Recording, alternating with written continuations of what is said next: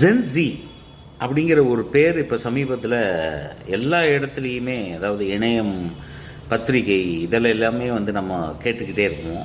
1997 2012 வரைக்கும் பிறந்த குழந்தைகளை நம்ம ஜென்ஸி தலைமுறைகள் அப்படின்னு சொல்கிறோம்.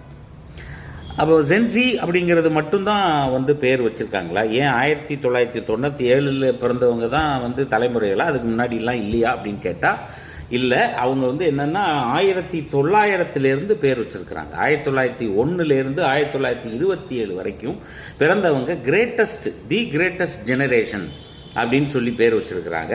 அதுக்கு அடுத்தது, அதாவது 1928 1945 வரைக்கும் பிறந்தவங்க சைலண்ட் ஜெனரேஷன் அப்படின்னு ஒரு பேர் வச்சுருக்கிறாங்க.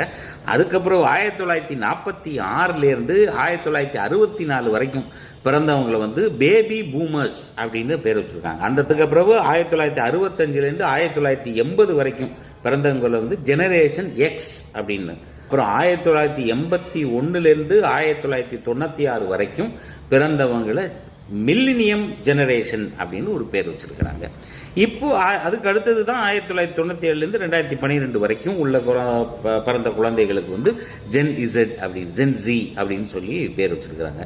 இதுக்கப்புறம், அதாவது 2012 அப்புறம் பிறந்த குழந்தைகள், 2013 2024 வரைக்கும் குழந்தைகள் பிறந்திருப்பாங்களே, ஜென் ஆல்ஃபா அப்படின்னு பேர் வச்சுருக்காங்க. 2025 2039 வரைக்கும் குழந்தைகளுக்கெல்லாம் என்ன பேர் வச்சுருக்காங்கன்னா ஜெனரேஷன் பீட்டா அப்படின்னு ஒரு பேர் வச்சுருக்கிறாங்க. 2040 2054 வரைக்கும் ஜெனரேஷன் காமா.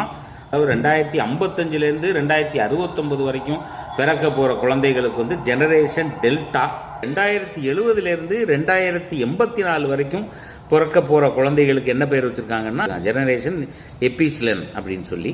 அதுக்கு அடுத்தது 2085 2099 வரைக்கும் பிறக்க போகிற குழந்தைகளுக்கு ஜெனரேஷன் ஜெட்டா அப்படின்னு பேர் வச்சுருக்கிறாங்க. ஒவ்வொரு தலைமுறைக்கும் என்னென்ன சிறப்புகள் அப்படிங்கிறது வரும் வீடியோக்களில் பார்ப்போம்.